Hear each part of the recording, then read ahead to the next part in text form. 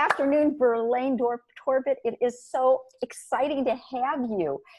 I love, love, love having you. Number one, explain what you do, please, because I think you can do it in less words than me. Well, thank you very much for having me. This is going to be so much fun. I am currently the community liaison with a community of people that it's primarily online, primarily women. It's called Your Year of Miracles, and it's a year-long program. And what I do is some customer service, a little bit of coaching, and a lot of connectivity. And so I love it. We have 3,000 members, and I get to connect with them and help them if they have problems. And I'm always on our Facebook group. And so it's wonderful to hear about what's going on in their lives. And it really is truly a community. It is. And I want to put in a plug because this is my second year doing it. And you explained it so well that I'm going to copy it because I never can quite explain what we are. And because it's so unusual. And yeah, I love it. It is literally a community of 3,000 women all over the world. And Virlane is the charge, not the of the whole Facebook page. That is not, I mean, can you imagine? So it's not a small undertaking. And as we will find out, Virlane has quite an interesting past. So Virlane, I would love to know, where is your favorite place you lived in and why? That's a hard question. Because I was raised in Illinois. I spent much of my adult life with raising my children in the Tucson, Arizona area. I spent 7 years in Shenzhen, China, and most recently 4 years in Phuket, Thailand. And what did you do in Thailand? In Thailand, I was a wedding planner. And for about 3 years, a friend of mine had a wedding planning business, and I helped her with that. I also performed weddings, which was quite a bit of fun. And I just loved it. Beautiful there. And the people are so wonderful. And everywhere I go, the people are wonderful. And it's really difficult to answer the question when you said, where's your favorite place? Because it's not the place, it's the people that are in the place. I lived in Shenzhen twice. And so with a 3-year gap. And so there were quite a bit of a difference between the people that were there the first time and the people that were there the second time. And it makes a big difference in how you see things and what they like to do, what I tag along with them. And so it's really a lot about the people. And what do you think your biggest obstacle was, maybe personally or professionally, just going to a place that was rather far from Illinois? Oh, God. Yeah, the language was one. The funny thing is that you expect it to be difficult. When you leave your home country and you move somewhere else, especially with the language being so different, honestly, the Thai language is far more difficult than Chinese. It's more beautiful, but it's crazy, like 32 vowels and 46 consonants. So language is one thing, culture is another, but when you're going somewhere else, it's frankly easier than moving back home. Because when you move back home, you're expecting it's like, oh, I'm going home. It's easy. And I did that once before in 2010 and found out it is not easy. Everyone else has been there and you've gone away and changed, because whenever you live overseas, it changes you immensely because of the people you come in contact with, the experiences that you have. And it not only changes your perspective, but it changes your priorities. And so you come back and people expect you to be exactly the same as you were when you left, and you're not. Now, you are from a small town, is that correct?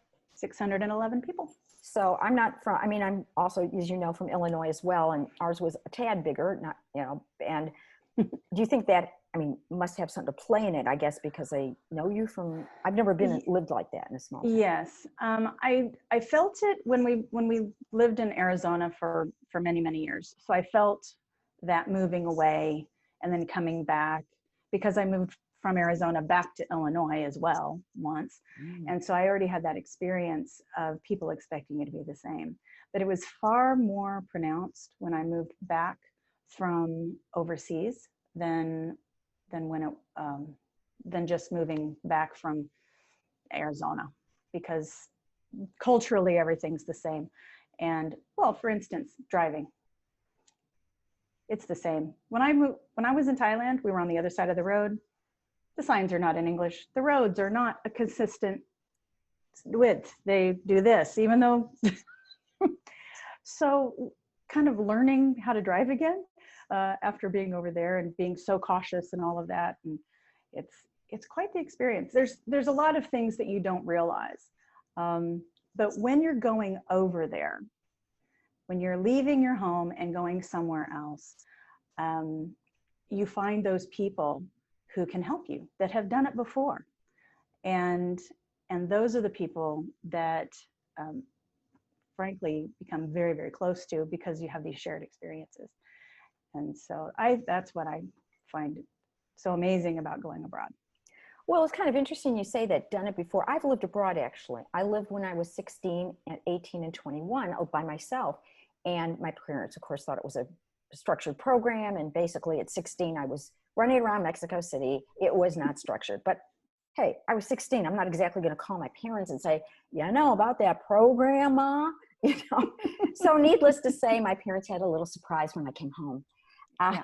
And even at 16 and all those ages, I found myself much more mature in my outlook in life. When I went to college, I had no need to do the drinking and the drugging. And of course, when I went to college, it was always about getting drunk. I mean, that was a big thing then. It wasn't really as much about drugs. They were always wiped out for drugs. Drugs were kind of passé by that time, you know. Yeah. And I think that's, it changed me. I still look at that experience as my life-changing experience. Yeah. It was a key to how other people think and live, and more tolerance of others. Mm-hmm.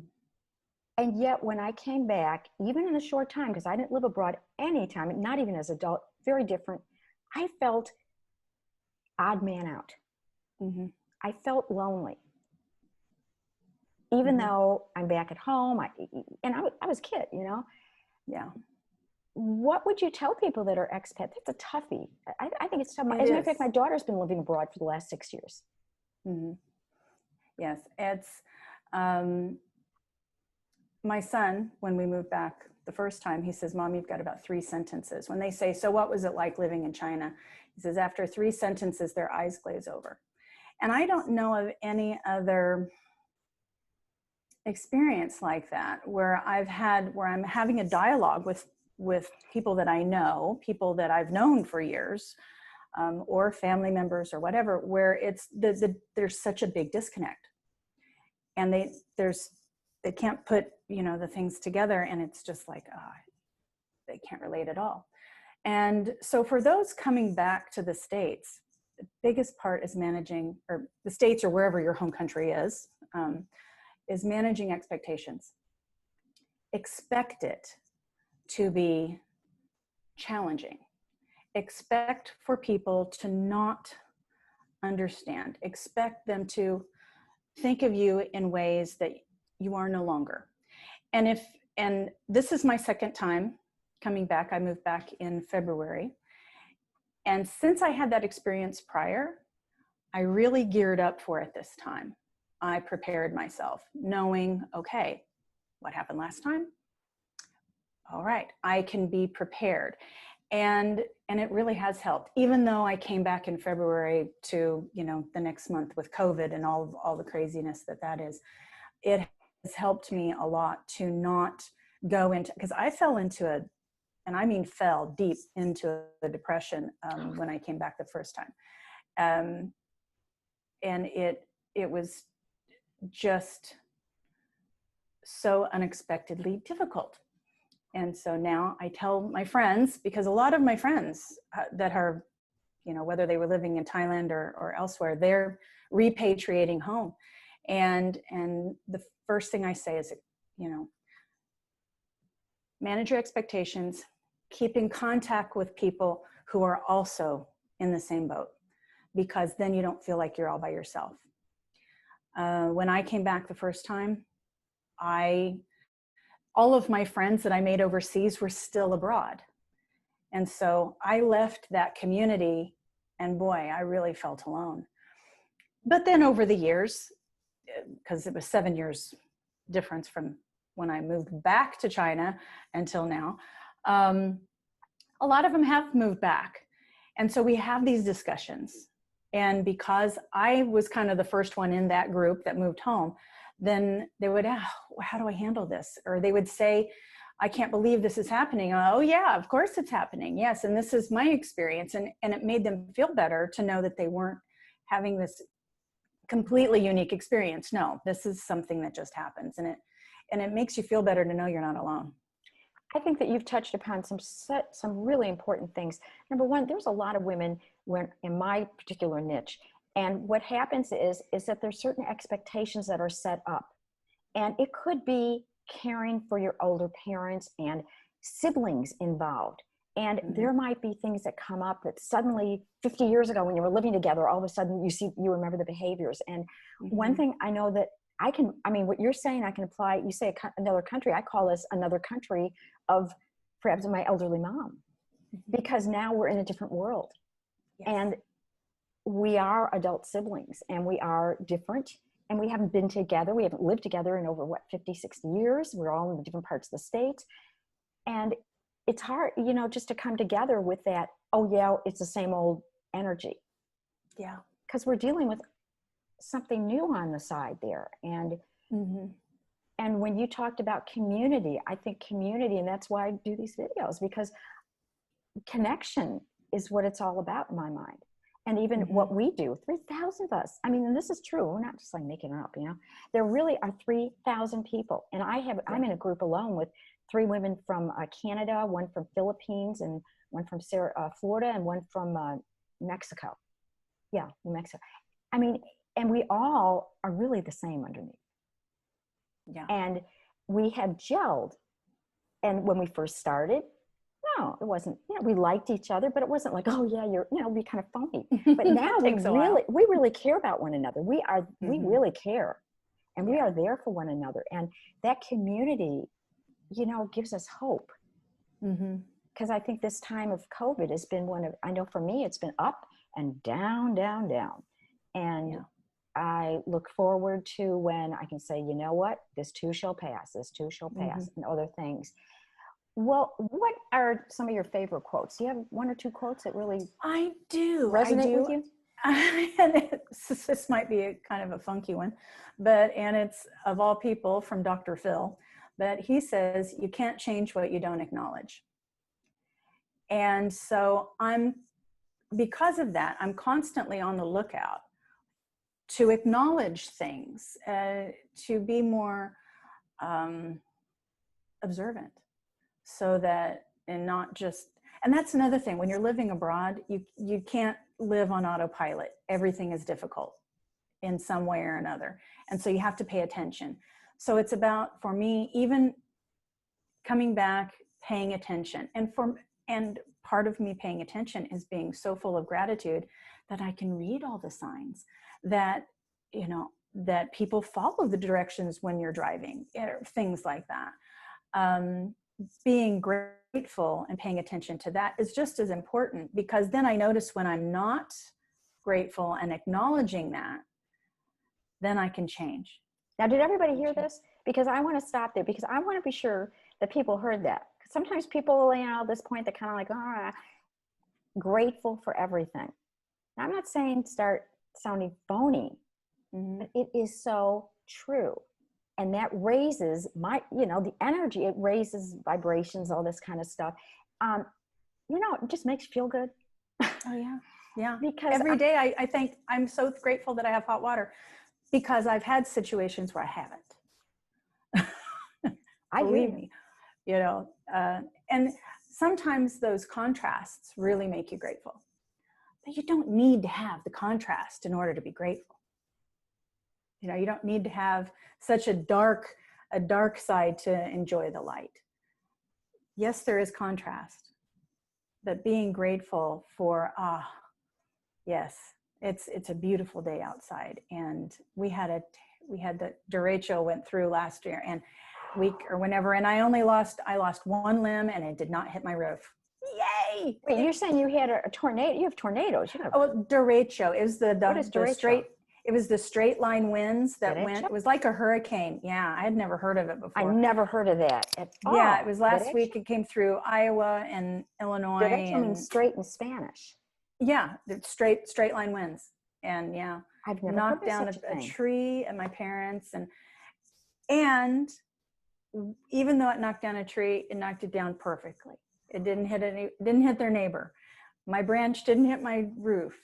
There are things to be grateful for. What do you think is your favorite space of time that you'd ever like to go to if you could?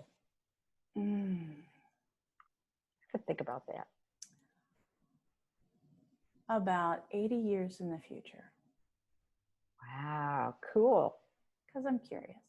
You're curious. I figure I'm 56, so I figure I've got another 50 years or so, given my family history. All my grandparents lived to be, great grandparents lived to be, late 90s. Ooh. But so then like 30 years after that, so 80 years from now. Yeah. What would you like to? I often think about that too. What would you like to see there?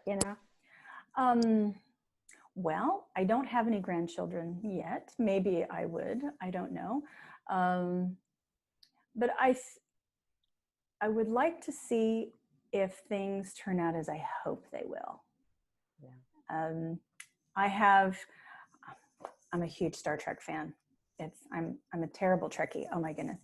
But the one thing I like about the history of the universe is the positive spin on things, that no matter what happens, that the universe is a positive place, even though they've got conflict, that good wins. And I would like to see that be the case. I'm going to start watching Star Trek. To be honest with you, when it was first on in the 1960s, I just thought it was really weird and boring. It was. Because, well, I didn't understand it. Bear in mind I was a kid, and it wasn't a cartoon. Yeah. It wasn't like jump up, jump down. It was these people talking and talking and talking and talking. And that and Mr. Rogers, I just couldn't stand. Now, 60 years later, I'm like, oh, wow, maybe they have something to say. So I'm going to go and start watching the reruns of Star Trek, because you are not the only person I know that loves Star Trek. So whatever they say, I know that there's to know that there's hope. And I really think there is. And I'm hearing that from you. And I think and we have hope in our group. I mean, the energy that I really feel from these people when we have our quote unquote get-togethers, it's by Zoom. Don't worry, guys. I feel close. I feel like I know Marcy. And I don't know her. I mean, obviously when I'm going to meet her, but it's like, I feel like I know her because it's like we share, it's a feeling of knowing. And that is wouldn't it be great just to have that feeling with more than one or two or three people we meet? And what you're talking about reminds me of that. Mm-hmm. Yeah. And I see that, even though these are difficult times, I see that once we get past this bit, it's a birth. I mean, birth is painful. Oh yeah. And so, yeah. I mean, the big epidural for our times, but. Boy, once I had C-sections, I said, baby, that's the way to go. Going through labor stinks.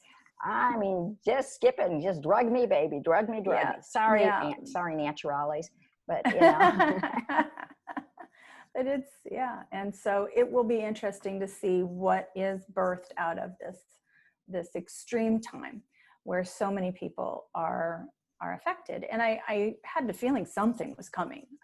For years, I had the feeling something, but I thought it was going to be some sort of natural disaster, a war or something. I had no idea it would be something that would be so universally experienced all over the world at the same time. Who could have guessed? And so because of that makes me feel like there's a lot of hope. Me too, because we are universally ready, and uni one verse. Mm-hmm. So maybe we will be that universe. Mm-hmm. The disagreements we have now, I think, are kind of on one level. And I think that maybe we'll get to another level where we really see that we want the same things. We're human beings. Yeah, I agree. I'm glad you trekked with me. too. This was fun. I love you. Thank you for You being a part of too. it. Thank you.